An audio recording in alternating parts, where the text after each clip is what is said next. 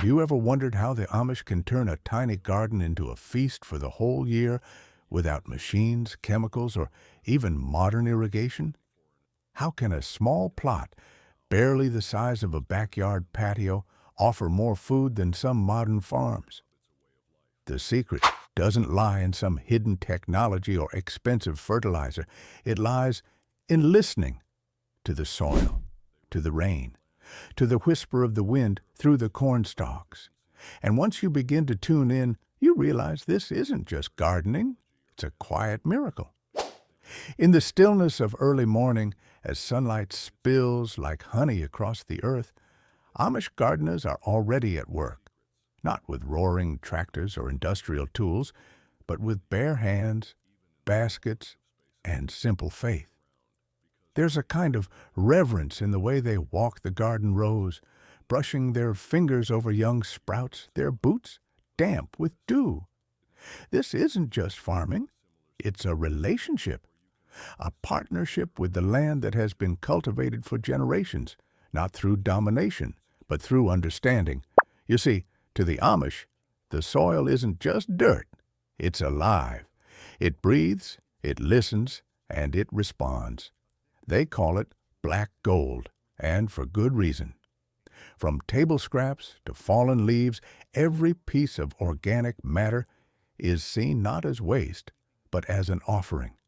Eggshells from breakfast, coffee grounds from the kettle, and last autumn's brittle foliage, all layered carefully, methodically. Browns and greens, carbon and nitrogen, woven together like a patchwork quilt. And then they wait. Not with impatience, but with trust.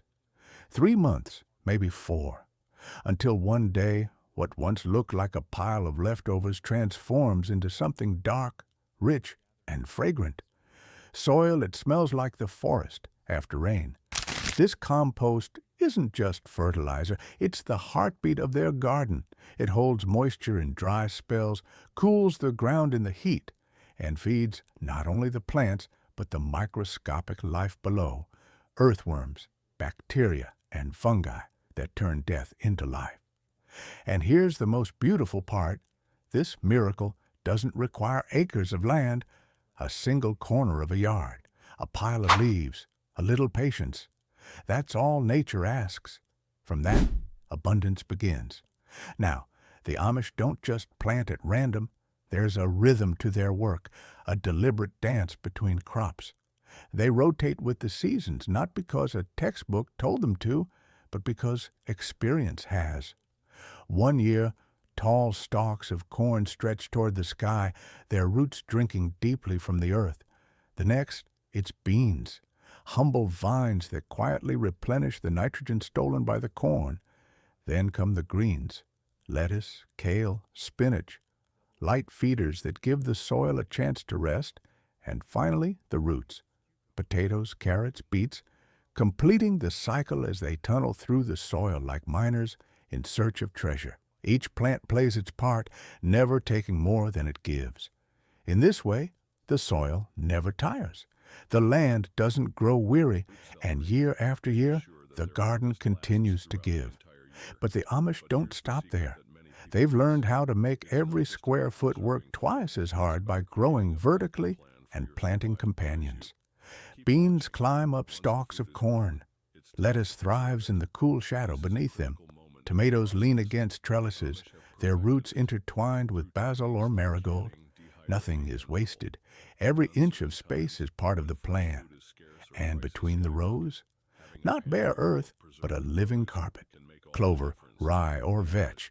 Green mulch that shields the soil, holds moisture, chokes out weeds, and even feeds the earth itself. Clover, for instance, quietly fixes nitrogen back into the soil, a natural fertilizer free of charge. From this symphony of interdependence, a bounty rises. A 2-meter trellis gives 5 to 7 pounds of beans. A modest patch of greens offers hundreds of tender leaves throughout the season. The tomatoes, thanks to bee pollination, can yield 10 to 15 pounds per plant. And the roots, stored carefully, will feed the family long after snow has blanketed the fields. And while modern gardeners wage war against pests with sprays and traps, the Amish look to nature's allies. Frogs nestled in straw piles feast on beetles and moths. Birds flit from branch to branch, plucking caterpillars from kale leaves. Bees hum between blossoms, their tiny bodies brushing pollen from flower to flower, doubling the harvest with every visit. Even the dreaded aphid stands no chance when ladybugs move in. How? It starts with scent. Garlic planted among beans and greens wards off beetles. Marigolds, bright and cheerful, release a fragrance that sends tomato worms running. Mint, tucked along walkways, confuses ants and moths with its sharp perfume. And none of it costs a dime. Shelter is offered, not poison. A wooden bee house here, a bird bath there, a small pile of logs where toads can hide. These humble additions invite an army of helpers into the garden.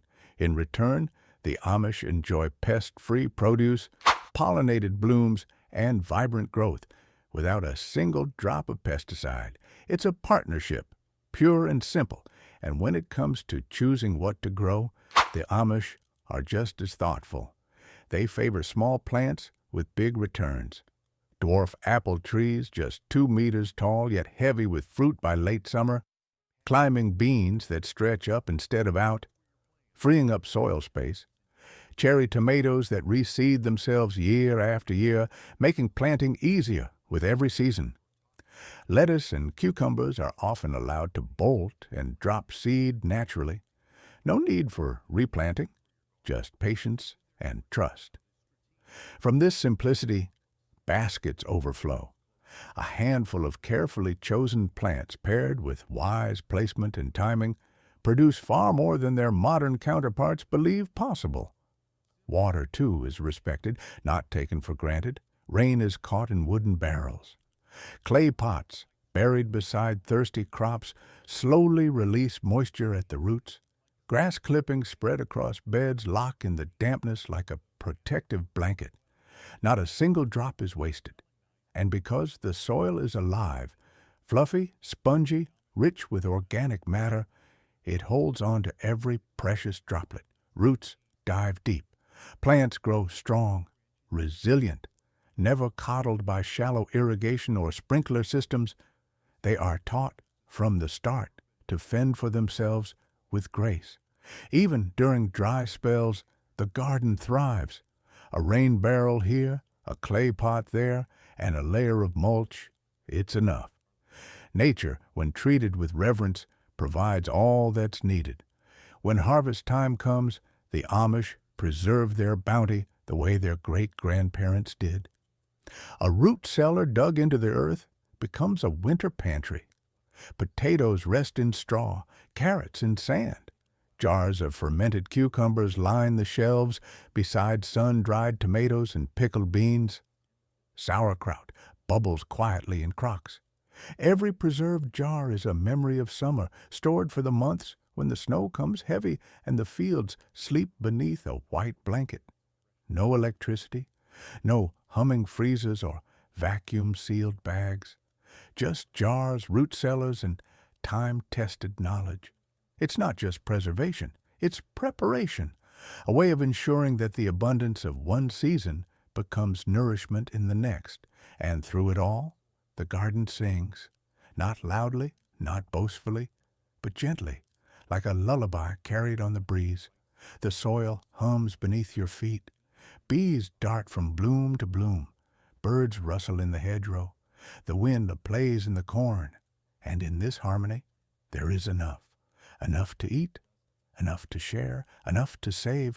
So what does it take to live this way? Not land, not money, not machines. Just intention, a little space, a lot of patience, and a deep, abiding respect for the earth. Because in the end, the Amish don't garden to grow food. They garden to grow life, to keep a promise between themselves and the land. And that promise is simple. If you care for the earth will care for you. With that said, thanks for watching, and until next time.